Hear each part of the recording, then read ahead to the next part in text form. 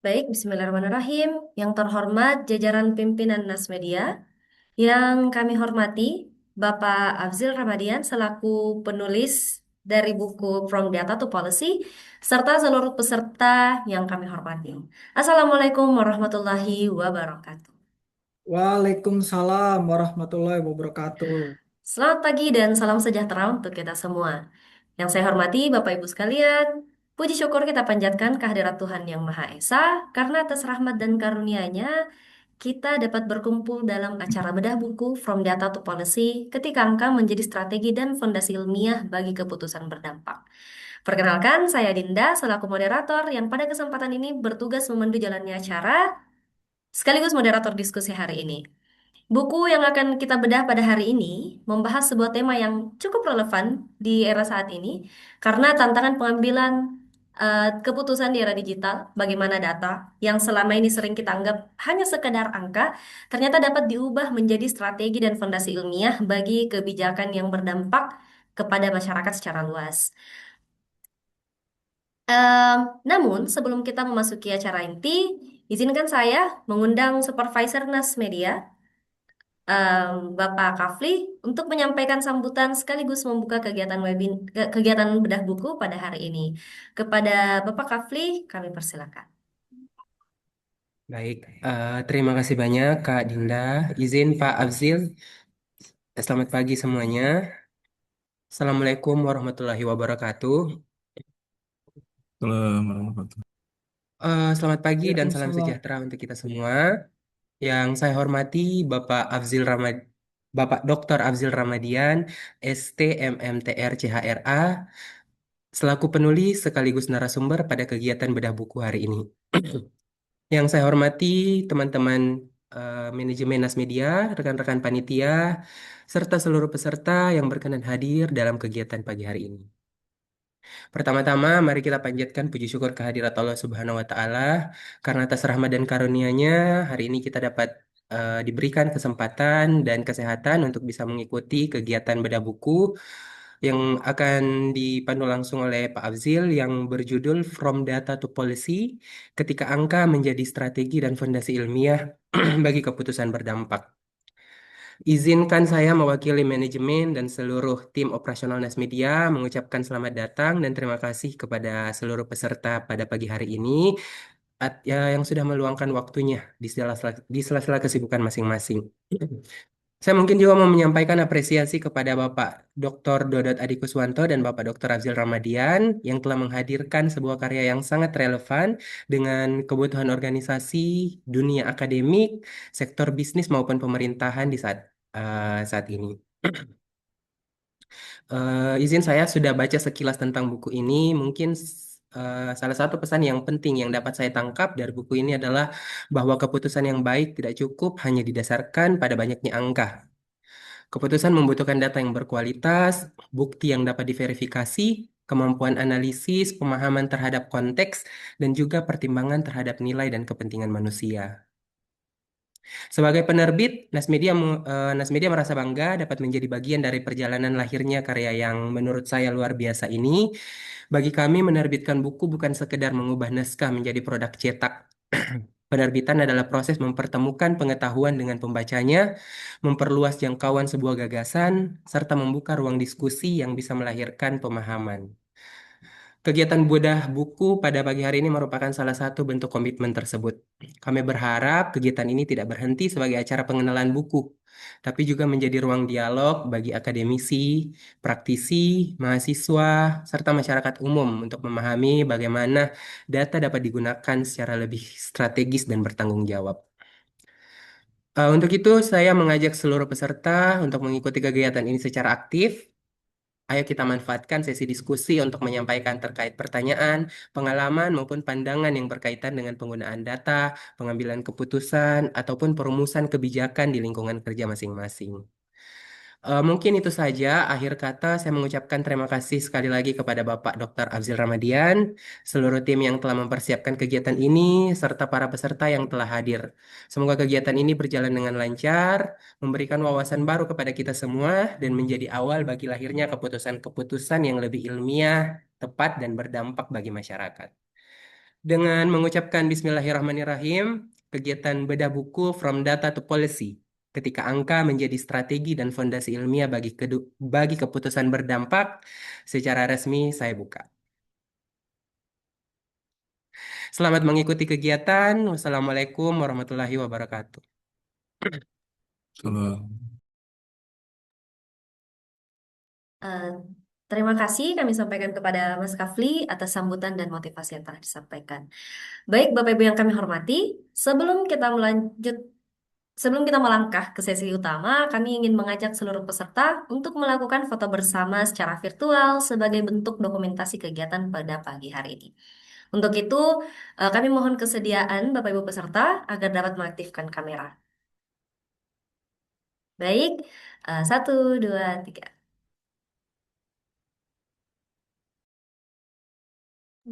Baik, sekarang slide selanjutnya. Satu, dua, tiga.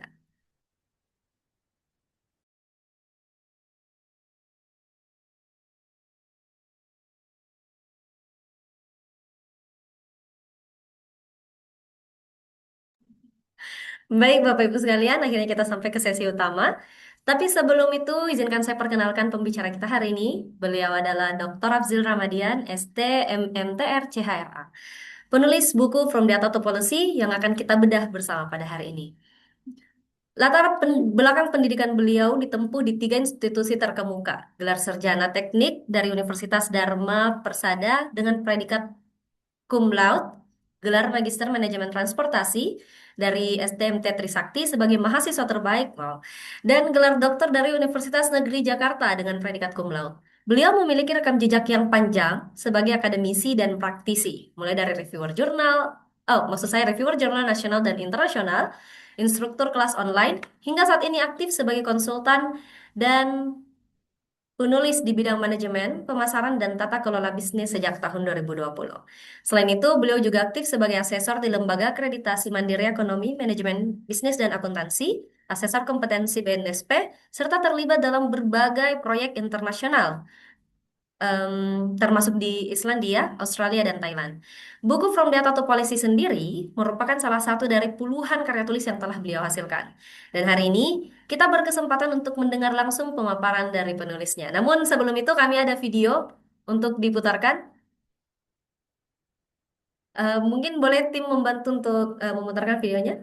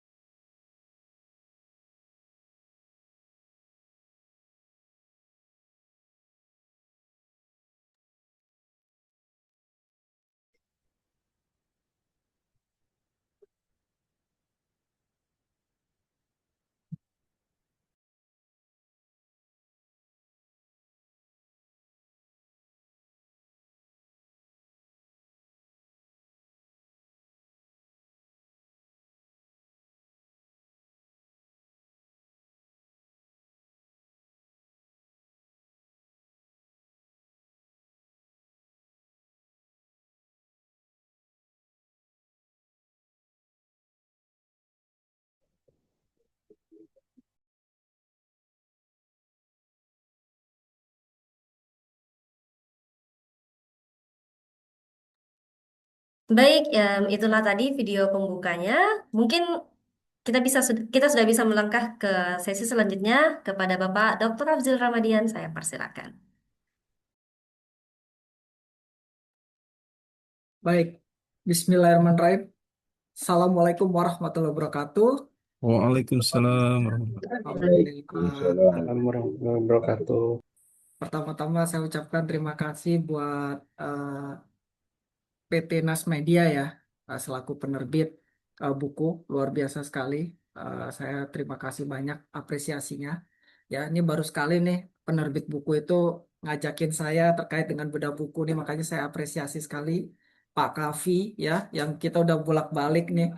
Habis itu dan teman-teman semua, saya nggak bisa sebutkan satu persatu. Dan di sini juga hadir juga apa namanya rekan-rekan saya. Ada S2 dari Labora, Pak Ramli, Pak Encep, Pak Kristanto, Pak Winasi, semua teman-teman mantap ya. Pak Heru, wah banyak sekali lah ya nggak bisa. Mungkin karena tadi ada trouble sedikit teman-teman ya, ada trouble sedikit sehingga merubah link. Jadi mungkin ada teman-teman yang sepertinya nyasar di link sebelumnya.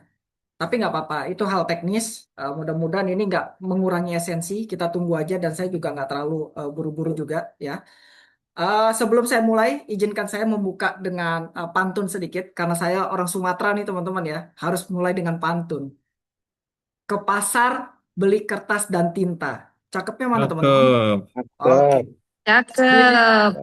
Oke, ditulis rapi jadi laporan. Artinya. Data diolah jadi makna, kebijakan lahir untuk kemajuan. Oke, baik. Teman-teman semua, eh, ini tentunya teman-teman yang hadir ini ada beberapa yang sudah eh, memiliki ya buku From Data to Polsai. Nah, ini buku ini jujur aja ya merupakan keresahan yang istilahnya saya pribadi itu eh, merasa melihat ini kalau teman-teman bayangkan ya pengambilan kebijakan yang punya banyak data lengkap di meja, ya, punya angka, laporan setebal ratusan halaman, tapi eh, cara mengambil keputusannya terasa keliru, nggak tepat sasaran, bahkan menimbulkan masalah yang baru, teman-teman. Ya, kenapa itu terjadi? Nah, jawabannya ada di buku From Data to Policy. Ya, jadi ketika angka menjadi strategi dan fondasi ilmiah bagi keputusan yang berdampak. Ya, ditulis oleh saya dengan Pak Dodot. Nah, kebetulan Pak Dodot juga karena kesibukan beliau, beliau kebetulan lagi mendampingi menteri, jadi sehingga menugaskan pada saya untuk menyampaikan materi pada hari ini. Ya, buku ini nggak berhenti pada bagaimana mengumpulkan data, tapi bagaimana menantang kita lebih jauh. Bagaimana data itu bisa memberikan makna, memvalidasi, dan menerjemahkan menjadi narasi yang kuat. Nah, sehingga bisa menjadi keputusan-keputusan yang benar bagi kehidupan maupun masyarakat. Nah, analoginya kayak gini, teman-teman. Ketika teman-teman punya bahan baku yang melimpah di gudang, ya punya produk jadi yang laku di pasar. Nah, setiap perusahaan pasti punya data jutaan, ada Excel-nya. Nah, di sini ada teman-teman pajak, mungkin penerimaan pajaknya, banyak data Excel-nya. Tapi bagaimana mengubah strategi itu menjadi eh, contohnya kalau di gudang itu meningkatkan penjualan atau menjadi keputusan kebijakan pemerintah kalau di teman-teman pajak. Nah, jadi buku ini merupakan peta jalan ya eh, dari data menuju ke kebijakan. Oke, sebelum masuk ke buku tadi sudah diperkenalkan sama eh, host kita ya, host kita yang baik hati. Ini terkait dengan tentang saya. Ya tadi sudah disampaikan, saya coba lanjut aja untuk mempersingkat waktu. Nah, teman-teman semua, ya, kalau kita lihat di sini ya, dengan latar belakang tadi, kita coba masuk ke gagasan inti daripada buku ini, ya. Dimulai dari bagaimana pergeseran paradigma yang fundamental, teman-teman, ya. Jadi berapa banyak dari kita itu kalau mendengar keputusan ini diambil dari mana? Ini kata Pak Direktur, wah kan begitu ya. Atau kalau yang wirausaha ini kata insting saya. Nah, jadi buku ini tuh mengajak kita itu meninggalkan era yang seperti itu, ya. Jadi bab pembuka buku ini menegaskan bahwa transformasi itu eh, institusi menuju eviden, ya. Jadi keputusan itu nggak lagi dibenarkan oleh otoritas personal, melainkan berbasis bukti. Nah, ada 3 dimensi, ya, basis keputusan, sifat objektif, dan peran angka. Nah, basis keputusan sendiri, manajemen tradisional mengandalkan pengalaman dan eh, tebakan. Nah, kalau tata kelola berbasis data itu mengandalkan bukti yang empiris. Nah, jadi kalau teman-teman yang lagi nulis nih sering nih, saya sering bertanya, apa sih fakta empirisnya? Gitu ya. Nah, yang lama itu bergantung pada figur otoritas. Nah, yang baru itu bersifat sistemik, transparan, dan dapat ditelusuri pasti kebenaran angka. Peran angka yang dahulu cuma sekedar catatan, ya, tapi ini menjadi istilahnya tuh jangka rasionalitas untuk kompas strategi. Jadi dalam ilmu manajemen ini adalah pergeseran, ya, dari manajemen by intuition menuju evidence based management, ya. Konsep yang populer tahun 2000-an, ya, dipelopori oleh akademisi namanya Dennis Rocio. Nah, jadi itu ya teman-teman. Nah, kalau begitu, ketika data begitu penting, pertanyaannya dari mana kita mendapatkan eh, data di tengah lautan, ya, yang melimpah ini? Mendapatkan emas kalau saya bilang. Nah, ini slide saya yang paling favorit ini. Nih, mengubah data, data, ya, jadi informasi yang mahal. Satu kalimat ini, ya. Nah, ini jadi layak renungan, teman-teman. Jadi kalau buku ini menggambarkan proses transformasi data melalui metafora, ya. Data murah dan melimpah masuk ke dalam metodologi yang benar, keluar sebagai informasi yang berharga dan keputusan yang akurat. Nah, jadi di sini ya, contoh ini ya, kalau seperti perbedaan antara pasir dan berlian. Kalau pasir itu kan di mana-mana, murah, melimpah. Nah, itu ibaratnya data hari ini. Ada data medsos, transaksi, ya, habis itu semua melimpah. Tapi berlian itu butuh proses tekanan dan waktu, teman-teman. Nah, itulah teman-teman ya, yang namanya istilahnya metodologi. Contoh ya, contoh simpelnya Netflix dan Gojek, ya kan? Mereka punya data, tapi hampir semua komputer mereka itu juga punya data serupa. Tapi Netflix dan Gojek ini, ya, dengan kemampuan mengolah data itu bisa memberikan rekomendasi dan keputusan yang akurat. Nah, sebelum data bisa diolah menjadi emas, ada prasyarat yang sering diabaikan. Apa itu? Nah, kita masuk ke slide selanjutnya, teman-teman. Ya. Nah, ini dia, teman-teman. Ada 3 poin arsitektur, mulai dari validitas, reliabilitas, dan integritas. Nah, 3 pilar ini, teman-teman, itu pondasinya tata kelola data atau data governance. Ya, jadi buku ini menegaskan bahwa akurasi itu bukan sekedar preferensi teknis, tapi kewajiban normatif yang mengacu pada prinsip perlindungan data. Nah, disinilah buku ini menantang lebih dalam, ya. Benarkah angka ini selalu netral atau objektif seperti yang kita percaya selama ini? Teman-teman ya, kita lihat ini. Wah, ini pasti sering melihat lah foto ini, ya. Ini apa namanya? AK itu sebagai sering dianggap itu sebagai bahasa yang netral, tidak memihak. Nah, buku ini mematahkan asumsi itu. Kalau metafora gunung es, ya, konsep apa namanya yang coba kami angkat berdua, ya, itu menunjukkan bahwa statistik itu bukan cermin yang pasif, melainkan konstruk sosial yang dibentuk oleh berbagai pilihan yang tersembunyi. Itu di dalamnya ya, di bawah. Ini ada apa namanya macam-macam, ya. Jadi objektivitas itu bukan kondisi awal, melainkan hasil proses teknis dan etis yang panjang, teman-teman. Ya, jadi kalau setelah memahami bahwa data ini punya eh, jejak sosial, ya, pertanyaan berikutnya adalah bagaimana data-data dari berbagai lembaga ini yang berbeda-beda ini bisa saling terhubung satu sama lain. Nah, di sini penulis itu menawarkan apa yang disebut dengan API, Application Programming Interface. Ah, ini dia, ya teman-teman ya. Jadi kalau teman-teman pernah ngurus apa namanya dokumen, harus bolak-balik dari satu kantor ke kantor yang lain, ya contoh ya. Nah, padahal seharusnya data itu kan terhubung dari awal. Ya, kalau kita taruh KTP di alat aja harusnya kan bisa keluar. Jadi nggak perlu lagi Pak, tolong Pak ke sini. Ya cukup aja. Modalkan KTP, data kita kan semua ada di situ. Nah, jadi salah satu gambaran analoginya seperti itu. Jadi kita apa namanya antar kementerian dan lembaga itu jangan ada silo-silo. Selo-selo yang istilahnya tuh terkurung ya. Nah, perlu ada jembatan penghubung. Nah, ini yang apa namanya poin penting daripada ekosistem yang efektif yang bukan hanya memfasilitasi pertukaran data, tapi bagaimana membangun kepercayaan antar sektor. Ini ya teman-teman ya. Jadi setelah data terhubung dengan baik, pertanyaan berikutnya teman-teman ya, yang dijelaskan dalam buku ini, seberapa jauh kita melakukan kemampuan mengolah data. Nah, buku ini memperkenalkan sebuah tangga yang teman-teman semua harus dinaiki. Ya, namanya tangga analitik. Nah, di sini ada mulai ya, mulai analitik deskriptif, prediktif, dan perspektif. Nah, jadi kalau dalam dunia bisnis ya, yang paling mudah itu contoh e-commerce. Ya, tahap deskriptif. Itu laporan penjualan turun 10% sumpama contoh ya. Nah, prediktifnya bagaimana? Nah, ini kita memprediksi bahwa penjualan bulan depan kemungkinan turun lagi kalau lihat musimnya. Nah, dari tahap perspektif ini, sistem yang secara otomatis merekomendasikan, nah, coba kita naikkan diskon.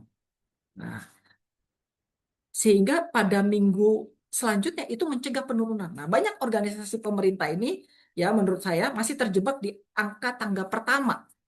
Jadi hanya rajin membuat laporan, tapi belum berani melangkah ke rekomendasi ke tindakan yang berbasis data. Jadi semakin tinggi kita menaiki tangga analitik ini, semakin besar pula godaan untuk percaya bahwa mesin dan algoritma itu sepenuhnya objektif. Nah, jadi buku ini tuh mengingatkan eh, kita itu untuk berhati-hati, teman-teman. Nah, ini teman-teman, ya sebuah ilusi, ilusi daripada objektivitas. Nah, konsep yang paling penting yang ditawarkan dalam buku ini. Langkah pertamanya ada garbage in, garbage out ya. Jadi kalau ada bias ketidaklengkapan ya.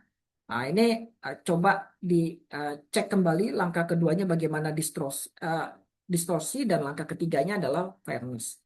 Jadi poinnya adalah bagaimana objektivitas dalam analitik bukan hanya melihat kondisi yang awal melainkan harus diuji ya, teman-teman. Ya. Contoh kasus, teman-teman. Ya, kalau kasus global itu kita tahulah banyak rekrutmen sekarang berbasis AI. Nah, ternyata itu merugikan satu kelompok tertentu, ya. Karena data historis yang dipakainya untuk melatih model ini sudah bias dari masa lalu.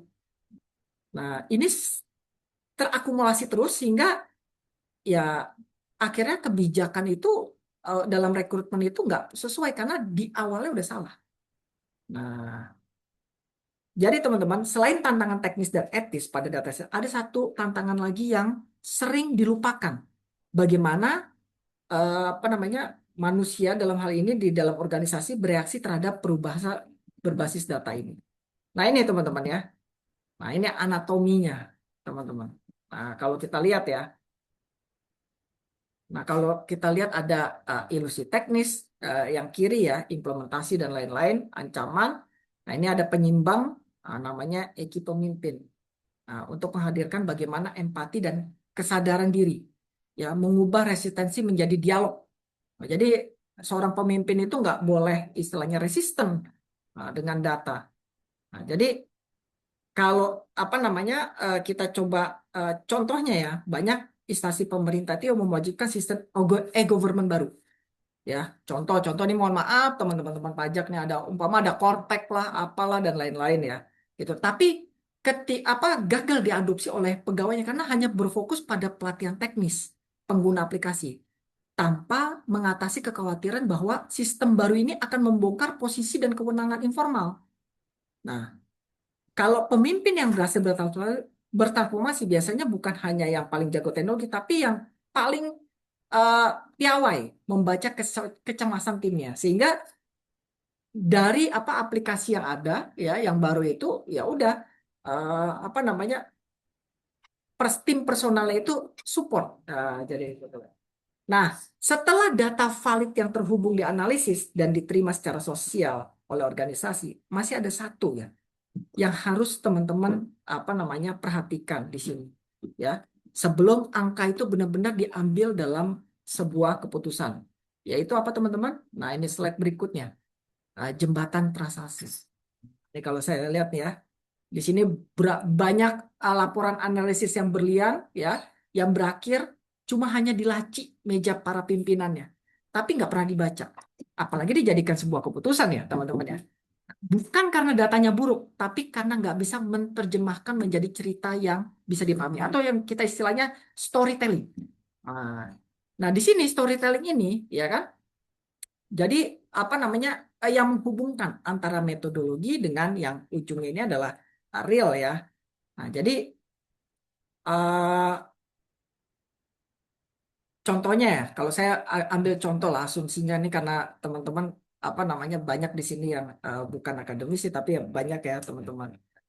Ada dua tim ekonom bisa punya data inflasi yang identik, tapi berselisih pendapat tentang kebijakan suku bunga. Nah, bukan karena datanya berbeda, tapi karena asumsi dan jalur logikanya itu apa eh, tidak pernah diungkapkan secara transparan kepada publik. Nah, presentasi yang baik justru harus menampilkan jalan pikiran, bukan hanya kesimpulan. Nah, setelah kita pahami seluruh proses dari data mentah menjadi sampai transisi, nah, saatnya kita masuk ke poin daripada buku ini adalah bagaimana semua bermuara menjadi kebijakan publik yang benar-benar berbasis pada bukti. Nah, ini dia, teman-teman ya. Ya. Jadi kalau dilihat di sini adalah bagaimana eh, titik temu, ya, titik temu dari mana uh, titik temu yang merupakan intervensi kebijakan yang berkelanjutan. Jadi tidak hanya meniadakan peran nilai manusia, melainkan memastikan bahwa pilihan normatif dibuat dengan pemahaman yang konsekuensi empirisnya. Jadi kalau kebijakan yang baik butuh perpaduan data dan nilai kemanusiaan, lalu apa namanya eh, bagaimana profil pimpinan ideal di era ini? Jadi di dalam buku ini punya jawaban yang menarik ya teman-teman ya. Nah, kepemimpinan di era data ini kalau kita lihat ya, nih paparan ini menjadi insight ya.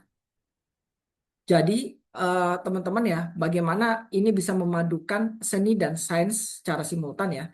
Jadi pemimpin itu harus berpikir seperti analisis sekaligus bertindak sebagai komunikator.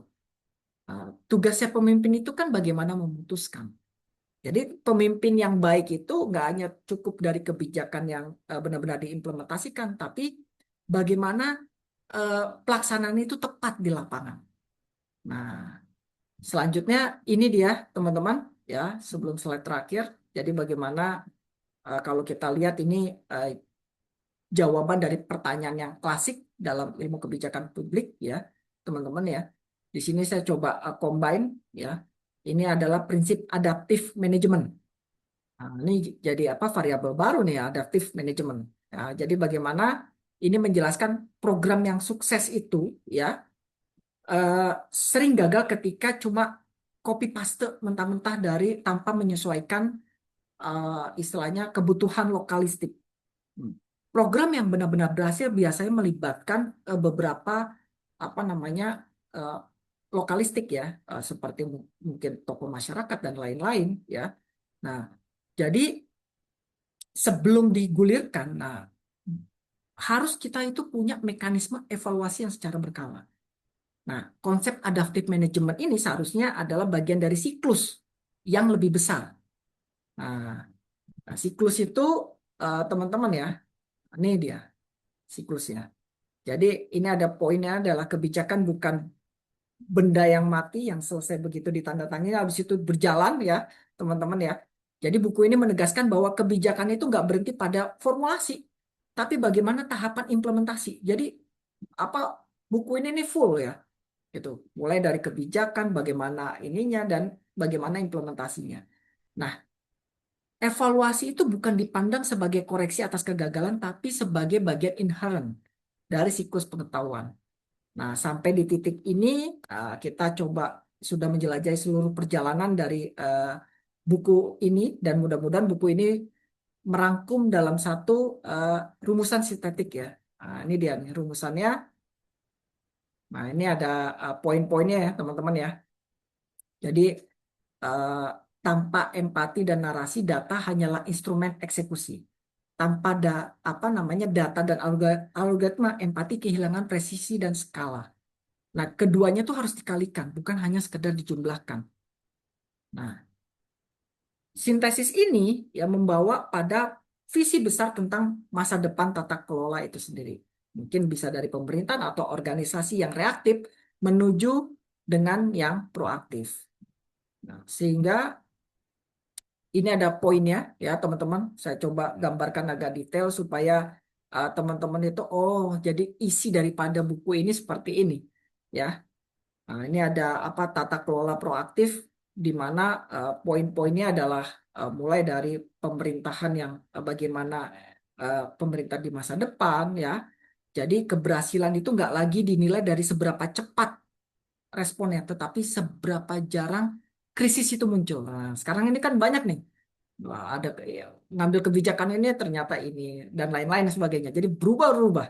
Nah, jadi sebagai penutup keseluruhan buku ini uh, penulis coba merangkum seluruh perjalanan dalam suatu filosofis yang mendalam, yaitu apa?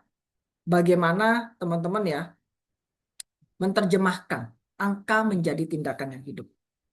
Ya, jadi teori ini memberi arah, data memberi sinyal, dan pengalaman manusia itu memberikan makna. Ketika ketiganya bertemu di atas fondasi tata kelola yang proaktif, angka nggak hanya berhenti menjadi catatan masa lalu dan berubah menjadi kompas bagi masa depan. Nah, itu saja teman-teman ya yang dapat saya sampaikan. Terima kasih. Mungkin kita bisa lanjutkan dalam sesi diskusi ya, teman-teman ya. Demikian, terima kasih. Baik, terima kasih banyak kepada Bapak Dr. Hafzil Ramadian atas pemaparan yang sangat komprehensif tadi. Kita telah diajak untuk memahami bagaimana perjalanan data, mulai dari sekadar angka sehingga ditransformasikan, mulai di mana pernyataan sesuai dengan pernyataan Bapak, di mana angka tidak hanya sekedar diformulasikan, tetapi juga sampai dievaluasikan. Saya mungkin akan baca sebagian beberapa kalimat dari bukunya yang saya sangat suka. Ada kalimat di bab 8 yang berbunyi data memperoleh kekuatan bukan karena ia presisi, tetapi karena ia dipercaya. Kepercayaan tumbuh ketika pemimpin mampu menjelaskan asal-usul bukti, cara membacanya, serta konsekuensi penggunaannya bagi semua pihak. Di titik itulah angka berhenti menjadi statistik dan berubah menjadi arah. Jadi penggalan yang saya baca menandakan bahwa maksud saya bahwa data itu benar-benar bisa menjadi sebuah kebijakan yang berpengaruh pada kehidupan kita.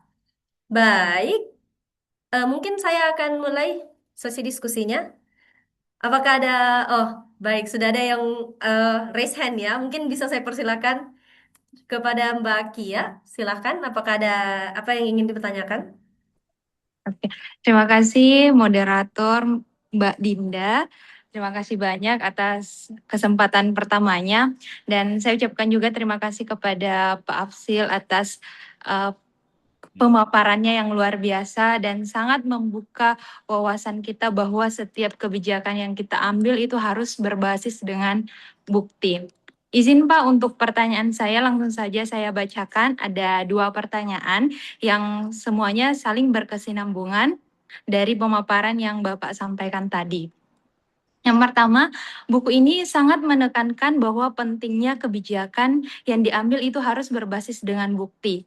Namun dalam praktiknya yang kita lihat saat ini, seringkali keputusan publik itu dipengaruhi oleh kepentingan politik atau tekanan publik. Menurut Bapak sebagai penulis, bagaimana mekanisme agar data tetap menjadi dasar utama pengambilan keputusan tersebut tanpa mengabaikan realitas politik yang terjadi?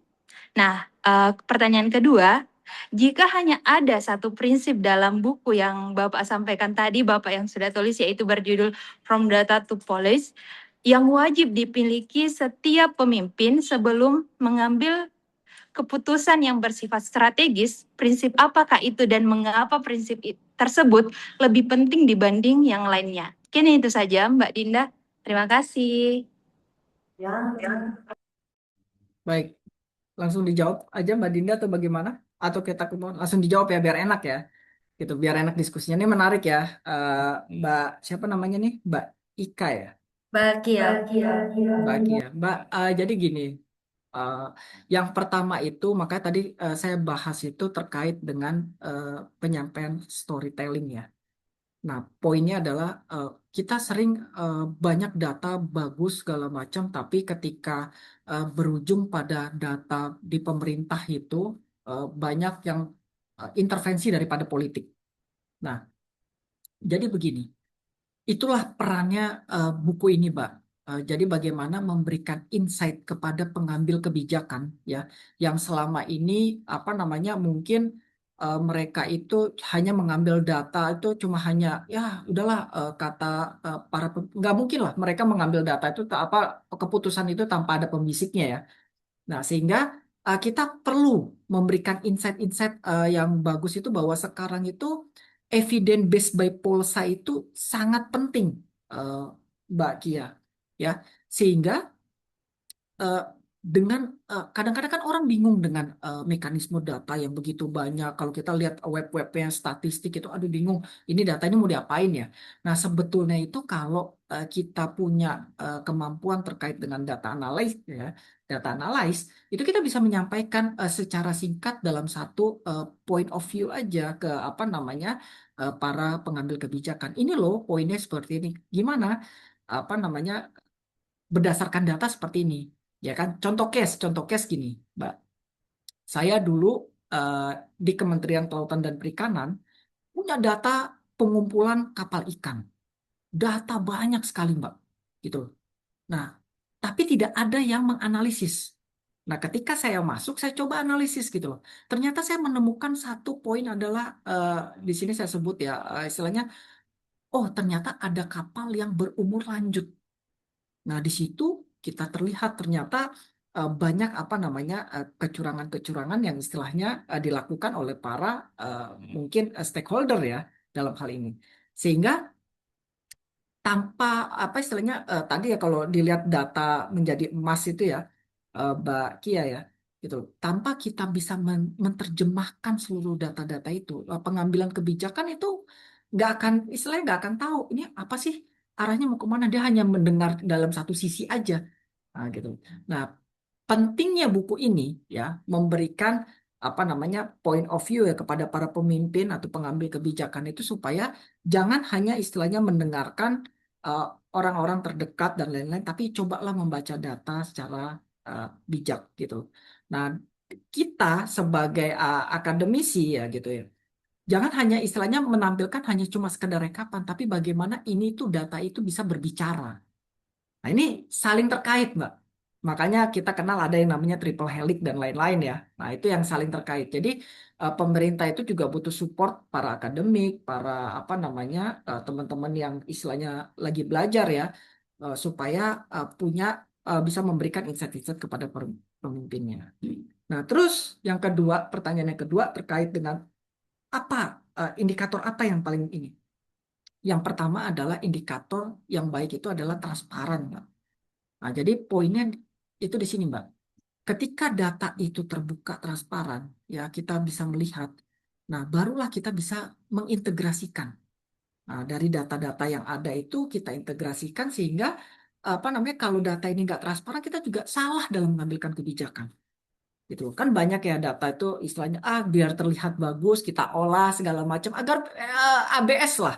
Yang penting bos-bos itu senang ya kan, oh ya ini peningkatan pajak bagus ini segala macam, oh happy ya gitu, padahal nggak seperti itu, pelaksanaan di lapangannya nggak seperti itu ya.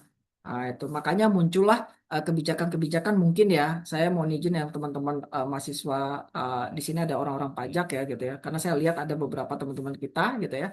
Mungkin itu yang terbit terkait dengan pemutihan zaman dulu kan ada ya, zamannya apa Menteri Keuangan dulu pemutihan pajak ya apa segala macam. Itu kan dari situ. Nah, ketika punya data nggak bagus, sudah deh sekarang kita putihin dulu. Yang penting kita dapat dulu datanya, rapikan dulu datanya. Nah, sehingga orang oh ya udah mau transparan. Ya saya punya sekian sekian. Ya udah kita putihkan dulu. Nah, itu salah satu bentuk pemerintah itu untuk mendapatkan data yang baik. Seperti itu, Mbak Kia. Mudah-mudahan menjawab. Terima kasih.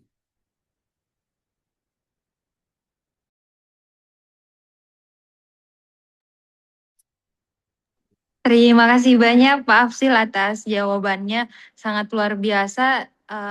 Jawaban yang Bapak berikan semakin membuat saya merasa bahwa buku ini sangat relate dengan kehidupan kita saat ini, terutama di negara kita, bagaimana pemimpin mengambil keputusan yang kadangkali hanya dipengaruhi oleh kepentingan politik mereka, tetapi tidak melihat data dan realitas yang terjadi di lapangan.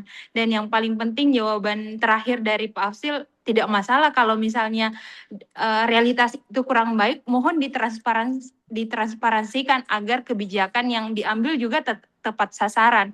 Ini seperti itu yang bisa saya tangkap dari jawaban Pak Afsil. Terima kasih banyak, Pak. Betul, terima kasih. Silakan mungkin ada Baik, yang apakah lain. apakah ada pertanyaan lain dari teman-teman peserta? Bapak Ibu peserta Nah, maksud saya? ada lumayan banyak ya dapat peluang. Nah, ini luar biasa nih. Mungkin saya coba tembak lah. Ada di sini ada Bu Dwi Inti nih. Wah, Bu Dwi Inti ini mungkin atau Pak Ramli nih mungkin ada yang mau ditanyakan. Ya, Ya, baik. silakan. Oh, Pak Armanza, Saya silakan. melihat Pak Armanza raise hand, mungkin ada yang ingin ditanyakan, Pak, silakan. Baik, selamat pagi Bapak Ibu. Pagi. Salam bahagia, saya mahasiswa S2 Labora. Mahasiswanya Profesor Dr. Abzil. Saya mohon izin, jadi saat ini saya bekerja di Bandar Udara. Saya seorang analis di Bandar Udara, khususnya pada bidang komersial. Pembahasan kali ini menarik bagi saya, Prof, karena pertama kemarin kita memang berbasis data saat ini di Bandar Udara. Ada di kami itu namanya manajemen of traffic. Bagaimana traffic itu kita manage. Kalau misalkan lagi turun, pasti akan kita buat skema baru gitu kan. Terus saat ini sebagai contoh karena adanya perang di US itu kita buat operating hours kita turun dan lain-lain lah. Jadi saya izin bertanya Prof, ketika data ini menjadi policy dari sudut pandang airport atau operator ini, itu kan pasti ada depending dari eksternal gitu, Prof. Nah, apakah dalam buku ini dapat melihat sudut pandang penolakan tersebut? Misalkan kenapa mereka menolak kebijakan tersebut? Terus yang kedua, apa sih yang mereka butuhkan? Karena jujur kalau kita analis itu pasti melihatnya sudut pandang baik mikro maupun makro gitu, Bro. Tidak bisa kita lihat satu sudut pandang aja gitu. Nah, apakah dalam buku tersebut bisa dijelaskan, oh iya kalau misalkan ada penolakan kita harus bagaimana seperti itu, Prof. Mungkin itu aja, Prof, dari saya. Terima kasih. Baik, terima kasih Pak Armanza. Menarik ya Pak ya pertanyaannya. Ya sama aja seperti eh, kalau pemerintah itu mengambil sebuah keputusan tapi dampaknya pasti akan apa namanya antara hukum ekonomi dengan hukum yang lain ya yang politis ya pasti seperti itu ya gitu loh. Nah di buku ini memang ada banyak beberapa ulasan ya tapi saya nggak terlalu detail karena buku ini kan saya buat itu bertahap Pak Armanza. Jadi buku itu sebetulnya ini pemantik secara makro. Nah, dia itu menyampaikan di dalam buku ini bagaimana eh, penerapan daripada polasa itu dilakukan secara bertahap.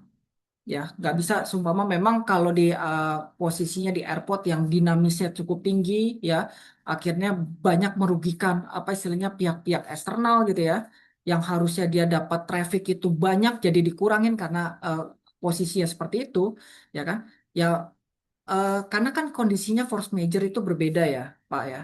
Jadi memang ya kondisinya harus kita inikan bersama ya, apa namanya, pahami bersama. Nah, sehingga di dalam buku ini penerapan-penerapan terkait dengan force major itu eh, hanya disentil sedikit, Pak. Karena ada buku selanjutnya, Pak, mohon izin. Nah, jadi buku selanjutnya ini terbitan Nas Media juga, ya. Itu membahas salah satunya, tapi di teknis perikanan. Bagaimana buku ekologi ini, apa namanya, terkait dengan penerapan, langsung implementasi. Nah, tapi dalam sektor perikanan. Karena ketika saya meminta, apa namanya, assign daripada para pimpinan, wah kenapa nggak buat buku yang begini? Kita rubah semuanya di sektor perikanan sehingga data itu bisa menjadi kebijakan yang ini. Oh, jadi awal muawalnya buku ini sehingga jadi penerapan implementasinya. Jadi ada dua buku yang istilahnya kalau Mas Armanza baca itu baru utuh. Enak nih, asik. Kalau yang sekarang ini saya baca secara makro aja. Tapi ulasan yang Mas Armanza sampaikan yang tadi ditanyakan itu dijawab di buku kedua.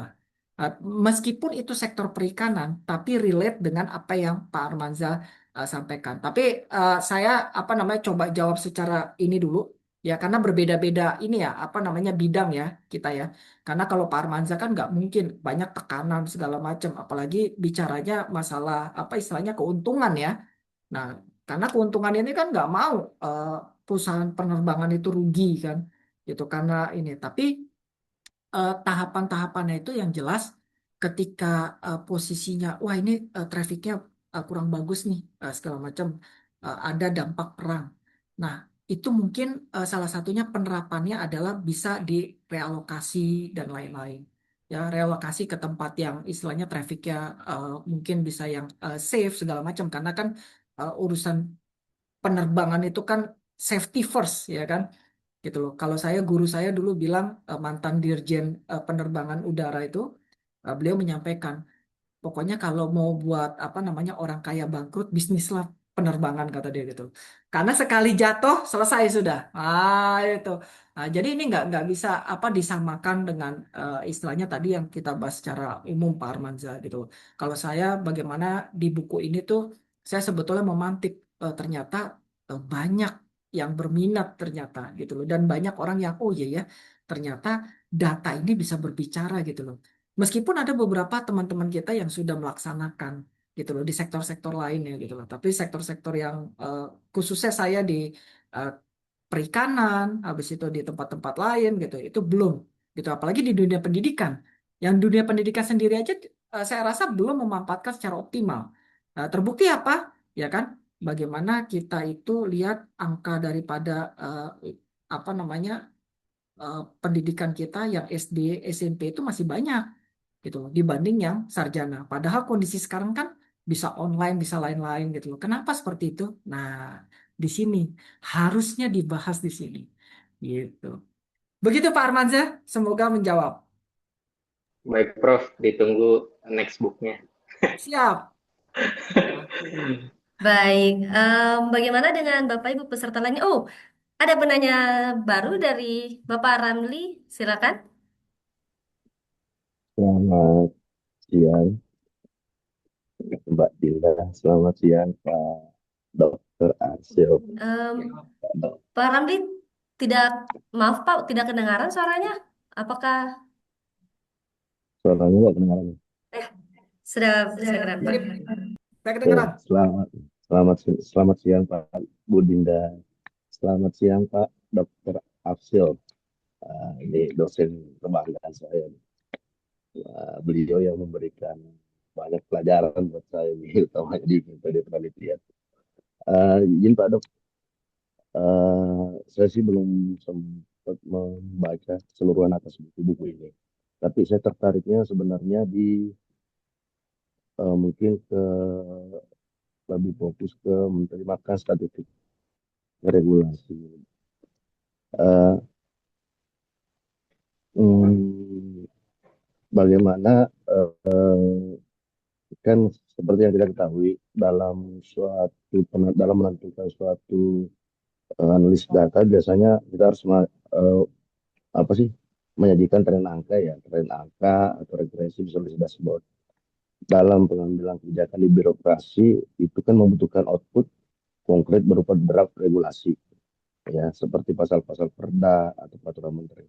Nah, bagaimana buku ini menjembatani gap teknis tersebut? Apakah di dalam buku ini juga dijelasin ya Pak? Untuk menjembatani gap itu antara uh, output konkret yang akan dimunculkan uh, dengan gap yang ada di pasal-pasal tersebut. Ya, kedengaran ya? Kedengeran. Saya tangkap poinnya. Wah, mantap. Mudah-mudahan Pak Ramli kayaknya sinyalnya agak ini nih, Pak Ramli nih. Tapi nggak apa-apa Pak Ramli. Saya tangkap poinnya, bagaimana istilahnya eh, mengurai gapnya, gap antar apa namanya data-data yang ada. Jadi gini, Pak Ramli. Menariknya Pak Ramli di apa namanya kita nggak usah di kementerian secara khusus, di pemerintahan saja itu masing-masing kalau total itu ya kita tahu ya pernah diangkat total aplikasi yang ada di pemerintah tuh hampir ribuan, ribuan. Ya, Sehingga saya waktu diklat pimpinan kemarin itu nggak boleh buat aplikasi karena orang PKP itu semua buat aplikasi supaya dapat nilai bagus, supaya dapat juara, kan begitu ya. Akhirnya nggak ya, boleh dihentikan untuk membuat aplikasi. Kenapa? Masing-masing aplikasi itu menggunakan database yang berbeda.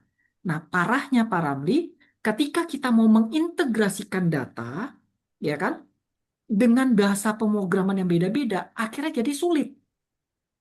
Jadi integrasi datanya tuh nggak ini, akhirnya tetap jadi silo. Sumpama gini, saya mau ke Direktorat Pajak, mau saya integrasikan, saya punya PNBP tapi saya mau tarik apa informasi dari Direktorat Pajak, contoh ya, gitu ya. Nggak bisa, kenapa? Karena Pak Ramli pakai Visual Basic, saya pakai yang lain-lain, sumpama C++, contohnya begitu ya. Gitu. Nggak bisa sinergi. Nah, itu antar kementerian.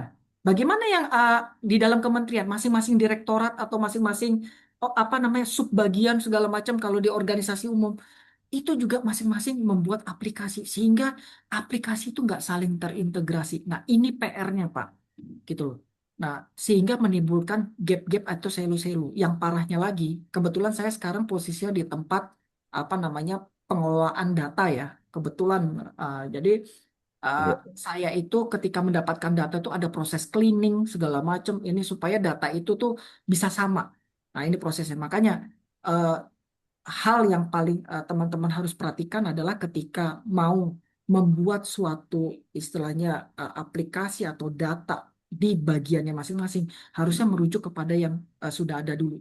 Kita lihat dulu. Oh, ini data ini dia pakai bahasa pemrogramannya ini, ya kan? Kita antisipasi. Kalau bisa kita sama. Kalau nggak bisa ya udah. Gitu loh. Bagaimana caranya supaya nanti data ini bisa ditarik sehingga eh, alurnya tuh sama gitu loh. Yang repotnya itu kan terci- ketika terjadi gap ya, Pak Ramli punya data seumpama wajib pajak 1.000. Di saya 1.050. Beda 50 kita bingung tuh. Loh, 50 ini angka muncul dari mana? Gitu loh. Ya kan? Padahal kita datanya wajib pajaknya sama. Nah ini karena datanya nggak terintegrate. Nah di buku ini dibahas bagaimana tata caranya supaya gap-gap yang kayak gitu tuh nggak muncul. Nah ini tantangan kita Pak Ramli gitu loh. Makanya pemerintah kesulitan untuk mengintegrasikan data. One data itu konsepnya dulu seperti itu, pengen menjadikan apa satu data. Makanya muncullah istilahnya dulu kan sekarang ya sampai sekarang ya OSS segala macam. Agar kita sebagai kita ini kan masih apa namanya satu atap, belum satu pintu. Kenapa saya bilang belum satu pintu? Karena bisa kita masih satu atap, karena pintunya masih banyak. Pintunya masih banyak. Saya mau mengurus ini, pintunya ke sini, pintunya ke sini. Tapi kalau kita satu pintu, cukup satu pintu aja selesai.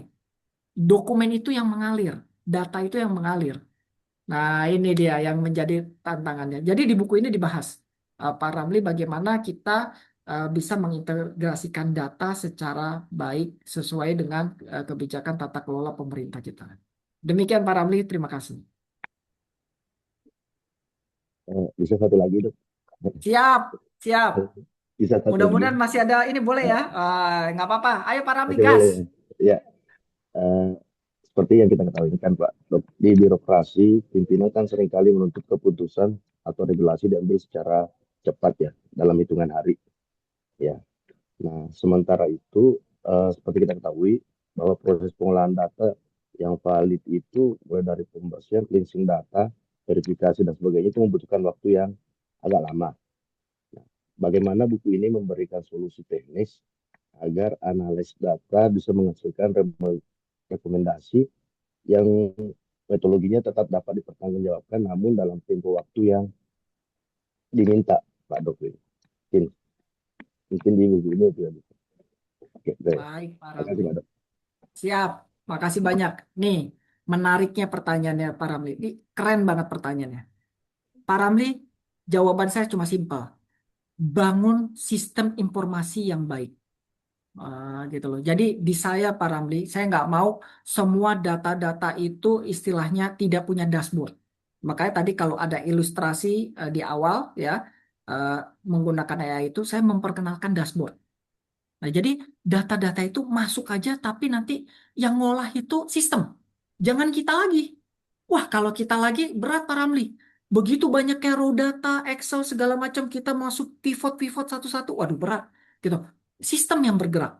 Kita buatkan, memang berat di awal. Buatkan suatu bahasa pemrograman yang baik agar data ini berjalan sendiri. Sehingga kebutuhan pimpinan tuh apa sih? Ya kan? Tinggal keluar di dashboard. Oh ya udah, ini trennya seperti ini. Ya kan? Kalau mau lihat data relay ya silakan nanti lihat aja di raw datanya. Gitu loh. Nah ini. Jadi di buku ini menjelaskan bahwa istilahnya tadi saya bilang itu namanya storytelling data ya kan bagaimana data itu berbicara. Jadi jangan hanya istilahnya kita punya data karena pimpinan itu butuh cepat lari. Contoh apalagi kita waktu bencana. Kan nggak bisa Pak Ramli. Bencana itu kita tunda-tunda. Tunggu Pak, saya cari dulu datanya kita hitung pakai Excel. Berat. Ya kan? Tapi kalau dengan adanya sistem informasi yang baik, ya kan, berapa sih total penduduk bencana di wilayah Aceh? Oke, kita lihat di klik set segala macam. Oke, tergambar tuh langsung tuh. Kalau data yang baik ya. Ini dashboardnya nih Pak. Ini anak-anak ada berapa orang? Ini ada berapa orang? Berapa orang? Oke. Terus ada yang orang baru datang. Ini sekian orang, sekian orang. Sekian orang. Dashboardnya berbicara gitu. Jadi sistem informasi itu dijelaskan di buku ini. Jadi jangan sampai apa namanya kita itu sekarang udah eranya udah berubah, era digital, Pak Ramli. Kita tuh nggak boleh istilahnya antipati dengan digitalisasi. Di buku saya sebelumnya namanya Digitalisasi dalam Manajemen Strategi itu membahas detail bagaimana digital itu ya proses digital itu istilahnya berperan penting dalam pengambilan keputusan strategik. Nah, di buku ini kita dalami lagi bagaimana caranya agar sistem informasi itu mempunyai dashboard yang istilahnya kebutuhan pimpinan. Jadi karena pimpinan tuh nggak mau butuh lama. Berapa sih total penarikan pajak tahun ini? Atau berapa sih bea cukai yang masuk tahun ini? Kan kelihatan kan. Tren-tren sebelumnya bagaimana? Wah, udah kelihatan itu semuanya dashboardnya grafik yang berbicara. Nah, karena pimpinan kan nggak mau baca detail. Dia hanya butuh ngelihat grafik-grafik yang istilahnya bisa dibaca. Begitu Pak Ramli. Terima kasih. Terima kasih dok. Siap, terima kasih. Baik, itu tadi pertanyaan. Saya senang dengan bagaimana pertanyaannya kemudian disambut pertanyaan lagi ya Pak. Jadi benar-benar nyata, terasa kita seperti tidak sedang bertemu secara online. Kita terasa seperti benar-benar bertemu secara langsung ya dengan pertanyaan itu. Baik, apakah peserta lain ada yang ingin ditanyakan? Oh ya, em, saya dapat bisikan dari panitia, katanya bagi penanya yang terpilih akan mendapatkan akan mendapatkan door prize ya, akan mendapatkan door prize. Nah, ini saya rasa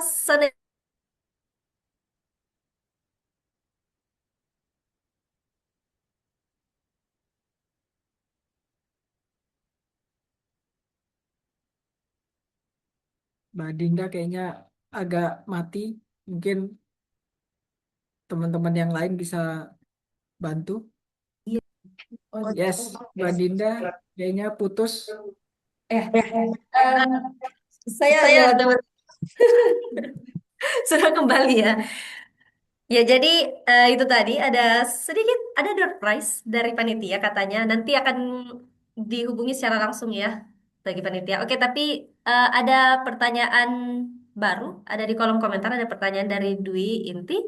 Izin Prof, pada saat yang bersamaan saya sedang rakor sehingga tidak dapat berbicara langsung namun temanya sangat menarik. Saya dengan Dwi Inti saat ini siswa labora dan bertugas di Ditjen PSP Kementerian Pertanian.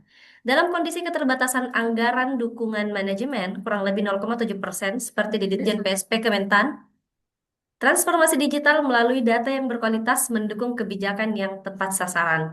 Bagaimana memastikan bahwa investasi minimal dalam sistem digital tetap memberikan high impact terhadap proses monitoring, evaluasi, dan pengambilan keputusan kebijakan?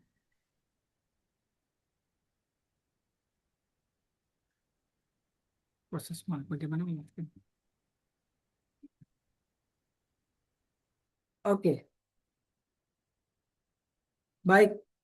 Saya coba apa namanya eh, menjawab ya dengan apa namanya. eh, Tadi udah soalnya ini pertanyaan Bu Dwi ini juga sempat ditanyakan oleh apa namanya sempat saya singgung dari pertanyaannya Pak apa namanya Ramli. Nah, jadi ada prinsip ya eh, yang selaras di dalam buku ini data from Policy ini di mana sistem digital itu harus fundamental itu didesain untuk menjawab pertanyaan yang menjadi kebijakan kunci, bukan sekedar mengotomatisasi proses yang sudah ada.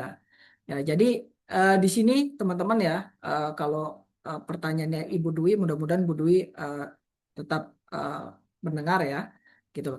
Jadi eh, fokus pada integrasi data, bukan aplikasi yang baru.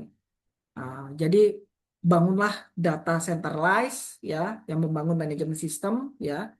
Jadi eh, bangun dashboard, habis itu kembali lagi ya investasi pada eh, manusia lebih penting ya dan bagaimana penerapan eh, teknologi yang cerdas. Jadi sekarang itu udah ada AI apa segala macam ya gunakan itu. Jadi apa namanya eh, dampak daripada istilahnya kecerdasan buatan sekarang itu kan luar biasa.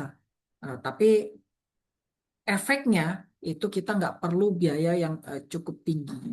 Yang jelas bagaimana desain daripada eh, pengambilan keputusan ini bisa benar-benar mengintegrasikan data yang sudah ada sehingga data ini bisa digunakan secara untuk tata kelola pengambilan kebijakan. Demikian Bu Dwi.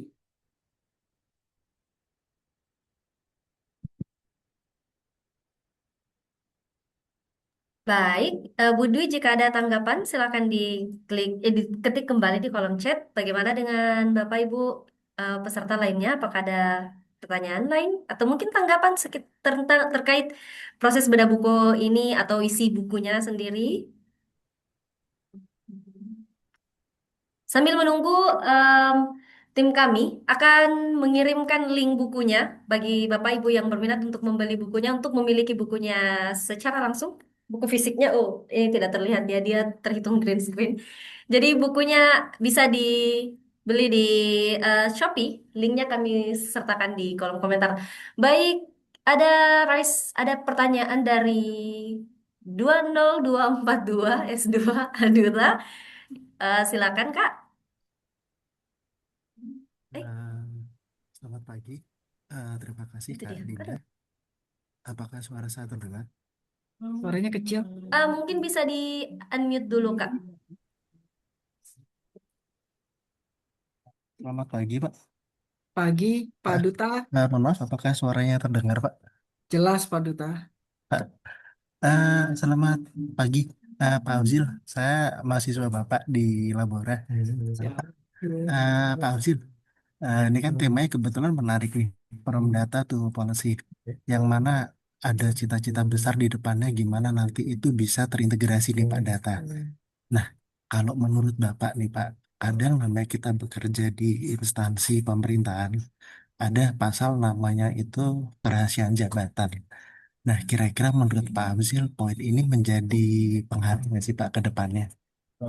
Oh, apa? Ya, Diulang yang terakhirnya. Poin ini apa? Mohon maaf. Rahasia jabatan. Terus habis itu apa tadi? eh, Mohon maaf. ke depannya kan kita pengen ada namanya tuh ke integrasi data ya Pak ya. Iya. Nah, menurut Bapak kan kadang kalau kita ngambil data dari instansi pemerintah nih kadang ada pasal yang kadang agak ngeribetin itu kerahasiaan jabatan, Pak. Jadi kadang tidak semua data itu bisa di-share. Nah, Betul. kira-kira kalau menurut Bapak itu bakal jadi penghalang nggak sih, Pak, ke depannya? Baik. Terima kasih. Baik. Sip. Terima kasih. Saya jawab dulu. Ini menarik Pak Duta. Ya, saya kebetulan tadi saya cerita ya, saya posisi ada di apa namanya pengolah data perikanan. Di mana data perikanan itu memiliki apa namanya eh, data-data stakeholder, mulai dari data KTP, data kapal dan lain-lain. Nah, itu kan kerahasiaan, teman-teman. Nggak bisa saya share. Nggak bisa saya buka segala macam di sini dan lain-lain ya di tempat lain. Bahkan permintaan mahasiswa untuk permintaan data pun saya jaga. Nggak bisa. Jadi apa teknik yang saya gunakan? Saya buat anomali data. Nah, gitu loh. Saya buat ID-ID yang istilahnya yang mereka nggak perlu. Nah, di buku ini dijelaskan bagaimana teknik supaya data itu tidak merubah esensinya. Jelas, datanya seumpama ada 1.000 ya 1.000, tapi ada hal-hal yang istilahnya tidak bisa dibuka di publik. Ya kalau seumpama saya buka nanti pinjol pada masuk, repot dong. Ya kan? KTP, data segala macam, wah berat, kasihan stakeholder saya. Nah, itu yang saya jaga. Jadi saya buat namanya data anomali. Nah, jadi anomali saya buat seumpama Pak Duta, saya bilang DT1 gitu loh. Karena dutanya ada banyak. Contoh ya, contoh. DT1 sekian, sekian, sekian dengan ID sekian. Nah, dia kan nggak akan tahu itu siapa. Nah, itu salah satu teknik ya Pak ya. Gitu. Dan ada beberapa teknik lain yang istilahnya kita samarkan di data itu ya. Karena ini terkait dengan kerahasiaan data. Betul Pak Duta, dan itu juga saya sampaikan, saya singgung sempat di buku ini. Demikian Pak Duta, mudah-mudahan menjawab. Terima kasih. Ya. Terima kasih Pak Azil. Ya. Baik, tadi saya lihat ada yang bersamaan dengan Pak Duta ya, raise hand-nya. Apakah masih... Oh, ya, masih ada gini. Apakah bagaimana? Apakah ada pertanyaan lain dari peserta lainnya atau Ya, izin bertanya. tadi saya Siap, melihat ada yang raise hand ya bersamaan dengan Pak Duta. siap, silakan Pak Rintoni Siragi. Iya. Em, Selanjutnya adalah dari Pak Rintoni. Silakan Pak. Izin Pak, Prof, menanggapi terkait from data to policy saya. Kalau dilihat dari judul ini berarti kita bisa memutuskan bahwa data itu benar-benar data real ya, data yang transparan. Sementara kita tahu bahwa kadang-kadang data itu diolah sedemikian rupa supaya terlihat bagus gitu. Bagaimana kita menanggapi atau merespon atau mengambil keputusan atas data yang telah diubah atau diolah sedemikian rupa supaya menjadi bagus gitu. Apakah keputusannya nanti akan menjadi salah atau gimana, Prof? Terima Oke. kasih. Baik, terima kasih. Menarik Pak Rintoni. Makanya tadi di penanya pertama itu saya antisipasi terkait dengan transparansi data. Nah, kalau data itu saya berharap itu data benar-benar clear Pak Rintoni. Jangan ada data istilahnya yang direkayasa ya. Ini data pemerintah meskipun data akademik juga seperti itu. Biarlah mengalir seperti itu. Jangan apa namanya kita merubah-rubah data sehingga nanti keputusannya menjadi istilahnya hanya bikin ABS, bikin Bapak senang. Oh iya bagus, bagus, bagus. Padahal di lapangan nggak seperti itu. Nah, antisipasinya apa? Kita harus punya data pembanding, Pak eh, Rintoni. Ya, jadi kalau seumpama kita data, contoh kita ambil ya asumsinya data pajak gitu ya, data pajak wilayah A, ya kan? Kita kan juga bisa lihat di sini kira-kira yang wajib pajaknya bagaimana. Mungkin eh, secara apa namanya besar, oh itu dari data, sumpama contoh ya, saya kan nggak tahu ya, sumpama contoh dari data KTP, ya kan? Oh data KTP umur sekian dia udah kena wajib pajak nih. Nah, tapi kita bisa lihat dari data istilahnya kanwil kah atau apakah, nah, itu kita kesandingkan. Benar nggak sih? Gitu. Apakah data yang ini ternyata kok nggak related banget pemasukannya sekian tapi ininya sekian. Nah, itu kan kita bisa pakai analisis yang seperti itu. Sehingga kita merujuk, kita bandingkan data yang lain untuk sebagai data pembanding. Kalau data ini udah tidak pas atau tidak sesuai hanya dibagus-bagusin aja, ya lebih baik ya kita pakai data yang istilahnya benar-benar masuk akal gitu loh. Nah, seperti itu Pak. Jadi kalau ngelihat data itu kita harus melihat juga, oh ternyata ini kayaknya nggak masuk akal deh. Masa iya ada kapal yang berumur 40 tahun di darat aja, mobil aja 10 tahun 20 tahun udah hancur. Masa ada di apa di laut itu sampai ada apa alat transportasi 40 tahun? Kan nggak mungkin. Nah, di situ saya bermain Pak. Oh ini kayaknya nggak mungkin. Coba kita lihat datanya kira. Seperti itu Pak. Jadi kita harus benar-benar pakai ada logikanya sedikit, alur logika sedikit. Gitu Pak Rinton. Demikian, semoga menjawab Pak Rinton.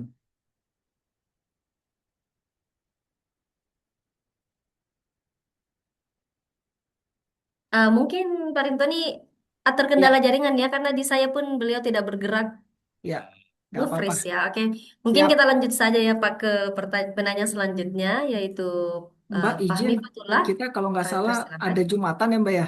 Khawatir waktu, apakah dicukupkan atau bagaimana? Karena di sini udah mau setengah 12. Mungkin ini pertanyaan terakhir kali ya, Pak Fahmi ya. Siap, Prof. Izin. Eh, Boleh ya. Oke, ya, silakan. supaya bisa terdengar jelas saya izin off cam dulu, Nggak Prof. apa-apa, Siap, nggak apa-apa. izin. Mohon izin, Prof. Saya mahasiswa Prof juga di S2 Laboras. Nah, ini masih masih bersinggungan dengan beririsan mungkin Prof dengan pertanyaannya Pak Arintoni tadi. Kan kita sering ya realitas di birokrasi itu kalau data belum lengkap, tidak terintegrasi, kualitasnya beragam lah. Nah, dengan buku dari Prof ini, From Data to Policy ini, eh, saya mungkin akan mau sedikit nanyain aja gini, Prof.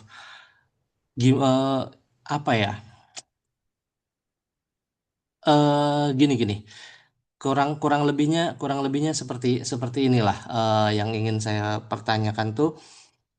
Sejauh mana buku Prof ini bisa bisa digunakan untuk eh, apa untuk mengambil kebijakan berdasarkan analisis data. Nah, maksudnya gini, Prof. Sejauh sejauh mana apa ya?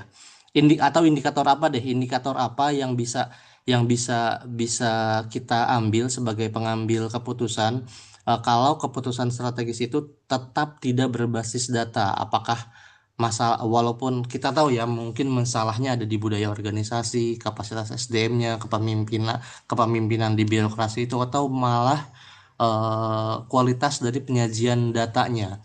Bagaimana menjembatani kesenjangan itu antara data dan pengambil keputusannya, Prof? Gitu. Terima kasih, menarik nih. Ah, Ya, ah. kita sering Siap, siap, Prof. dibenturkan yang seperti itu. Ya, Siap. Pak Fahmi ya. Gitu. Jadi gini Pak Fahmi, saya punya satu pengalaman. Kadang-kadang data itu bentrok dengan kebijakan. Ya, kebijakan, apalagi ini kebijakan level atas gitu. Sumpama maunya presiden. Contoh lah, udah kita inilah. Contoh kita asumsikan MBG ya. Contoh ya, Siap. gitu. Bukan nggak ini ya. MBG segala macam. Ya, jadi kita dari sisi apa namanya eh, pelaksana, saya menganggap kita semua pelaksana lah, kan kita pelaksananya presiden ya, gitu. Nah, bagaimana kita yang pertama itu prinsipnya adalah mengamankan kebijakan itu, jangan sampai kebijakan yang istilahnya secara filosofis itu bagus, filosofisnya bagus, apa terus akhirnya tidak berjalan, tidak bisa berjalan karena pelaksanaannya, pendataannya itu ya itu yang tadi Pak Fahmi bilang, kadang datanya kurang ini dan lain-lain, dan banyak kendala ya gitu loh. Nah, di buku ini Pak Fahmi secara umum, secara makro itu hanya menyinggung sedikit terkait dengan konteks yang Pak Fahmi sampaikan tersebut. Ya, secara umum aja. Harusnya kita ini harus apa namanya bukan hanya apa namanya menyajikan kondisi yang istilahnya yang baik atau habis itu kita harus transparan segala macam, tapi bagaimana strategik itu sebetulnya di buku selanjutnya itu saya menyampaikan itu bagaimana kita mengolah mengolah data itu supaya data ini istilahnya kebijakannya pimpinan filosofinya ke A, ya kan? Kita cukup menyampaikan, oh ya ini Pak sebetulnya posisinya tuh yang baik itu seperti ini, gitu loh. Kalau dengan adanya data, kalau Bapak tetap ambil ke posisi yang kanan, ya ini contoh ya ke kanan gitu ya, ke kanan, ya udah dampaknya akan seperti ini. Ya, kita bisa meminimalis apa memberikan informasi, oh ini dampaknya begini begini begini. Kalau kita ambil yang kanan, kalau mau lurus ya aman Pak. Nah, tapi kalau mau ke kanan seperti ini, kalau mau ke kiri seperti ini. Gitu loh. Nah, jadi dengan adanya data yang ini kita bisa analisis kan gitu loh. Di buku ini secara umum itu saya menyampaikan bahwa eh, kita itu memberikan insight kepada pimpinan. Oh ya, bagaimana menjelaskan? Makanya tadi ada istilahnya tadi saya bilang apa data storytelling gitu loh. Bagaimana menyampaikan secara baik ke pimpinan supaya pimpinan juga tidak tersinggung dengan apa yang menjadi kebijakannya yang di atas gitu ya. Nah, sehingga kita bisa mengerem nih dengan adanya seperti ini Bapak ambil posisinya akan begini gitu loh. Dampaknya akan begini. Gitu loh. Jadi seperti itu Pak Fahmi. Siap, siap, Prof. Ya, Terima jadi kasih, Prof. kita dengan data yang benar segala macam itu minimal kita bisa memberikan pengamanan apa namanya sebelum uh, yang akan datang gitu loh ya. Ya, sebelum yang akan datang. Nih kalau mau posisi begini ya terserah mau diambil nggak apa-apa gitu. Tapi nanti dampaknya kan seperti ini loh. Kita bisa tebak gitu loh dengan kita pegang data. Gitu Pak Fahmi.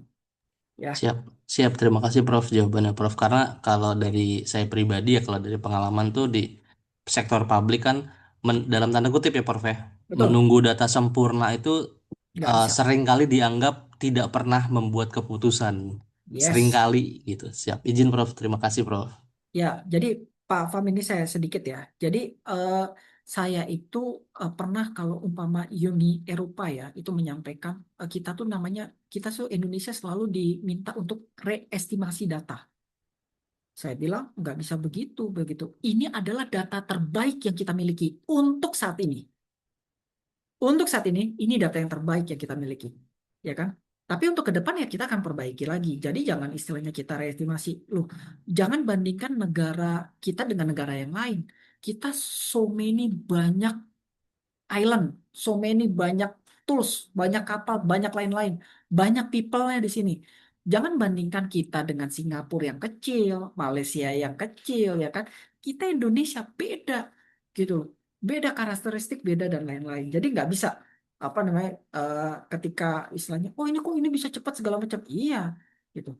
Nah ini data yang terbaik yang kita miliki. Pede dengan itu, ya kan? Nanti ke depan, oh ya apa yang kurang ya udah nanti kita perbaiki. Ke depan kita akan buat sistem yang lebih bagus lagi. Nah, seperti itu, Pak Fahmi. Siap. Terima kasih, Prof. Ya, sama-sama Pak Fahmi. Baik, itu tadi pertanyaan terakhir ya, Pak. Iya, Baik, Pak. Em, maka melangkahlah kita ke sesi selanjutnya. Apakah Pak Afzil ingin memilih dari 7 pertanyaan tadi akan ada 3 ya kakak panitia yang akan diberikan door prize. Apakah Pak Afzil ingin memilih secara langsung atau nanti di chat ke Mbak Finka? Wah, kalau saya pilih yang bagus itu tiga-tiganya bagus ini, ya kan? Menggugah apa namanya pemikiran. Kalau bisa tiga-tiganya tadi empat-empatnya dapat hadiah semua. Kalau bisa. Ya, Mbak Vinka, silakan saya colek lah begitu ya. Mudah-mudahan bisa lah Mbak Vinka ya, gitu loh. Menarik banget ini. Tadi Pak Ramli bagus, Pak Fahmi juga keren, ya kan, Mas Duta dan teman-teman yang lain itu keren-keren banget, ya. Jadi eh, saya kalau disuruh milih penanya yang terbaik, empat patah itu baik semua kalau menurut saya, gitu. Gitu ya, Mbak Dida. Kebetulan ada 7 Pak, ada 7 penanya. Jadi begini. Sepertinya bagaimana panitia? Cukup 3 saja Pak kata panitia. Oke, kalau tiga tadi menarik ya, Pak Ramli ya, Pak Ramli bagus ya, tadi menarik sekali ya. Habis itu juga eh, tadi juga Pak apa namanya eh, Pak Duta ya, Pak Duta juga oke ya, sama Pak Armanza juga bagus. Jadi kalau disuruh pilih tiga nih teman-teman mau izin, tapi saya bilang semuanya bagus gitu loh. Saya kalau disuruh milih, oh bagus semua gitu. Tapi kalau yang milih nanti teman-teman Nas, saya nggak setuju. Mendingan saya aja. Karena saya keringetan ditanyanya, wah hebat-hebat ini saya bilang gitu loh. Untungnya saya nulis apa namanya, jadi saya tahu gitu loh. Oh poinnya seperti ini dan eh, ini buku ini berdasarkan ada best practice daripada penulis itu sendiri. Saya minta 1 menit sebentar ya. Silakan Pak.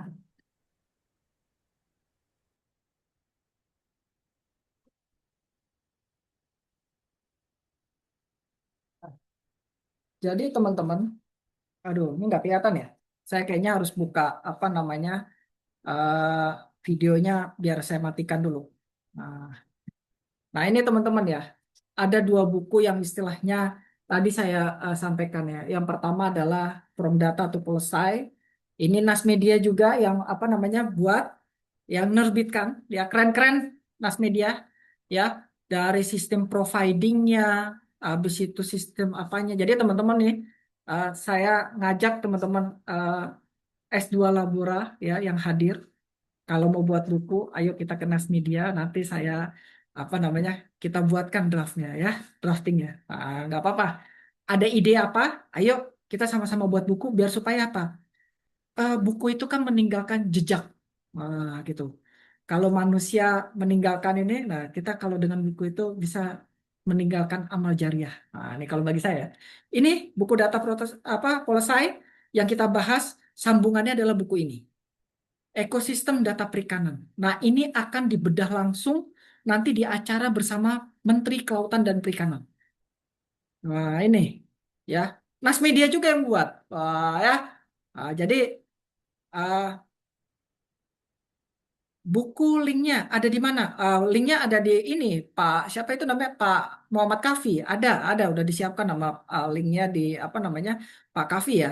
Nah, ini buku ekosistem data ini, aih, ini penerapannya. Tadi jawabannya dari Pak Armanza ya, penerbangan ya kalau nggak salah. Nah, ini bagaimana saya itu apa Pak Direktur bersama Pak Direktur itu meminta bagaimana penerapan pola-pola data, bagaimana mengintegrasi semuanya ada di buku ini gitu loh, ibaratnya ini buku buku pamungkas lah gitu. Jadi kalau mau baca, kalau yang makro ini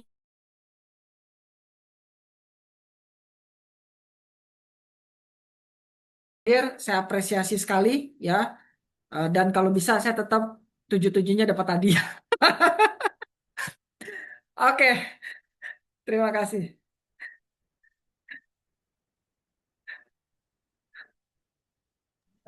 Baik. Baik Bapak Ibu sekalian, tidak terasa kita telah sampai di penghujung acara Bedah Buku From Data to Policy pada hari ini. Em, Mungkin sebagai penutup dari acara hari ini, saya ingin membaca bagian penutup dari buku ini juga yang menurut saya cukup relevan dengan keseharian kita belakangan, yaitu jika tata kelola berbasis bukti dijalankan dengan keberanian reflektif dan komitmen etis, maka angka akan bertransformasi menjadi bahasa kepercayaan publik. Pada titik itulah, kebijakan tidak hanya selesai dirumuskan, tetapi benar-benar hidup dalam pengalaman masyarakat dan berkelanjutan dalam lintasan waktu. Em, Atas nama panitia dan sekaligus Timnas Media, selaku penerbit dari buku From Data to Policy, saya mengucapkan terima kasih yang sebesar-besarnya kepada Bapak Dr. Afzil Ramadian yang telah berkenan memaparkan sekaligus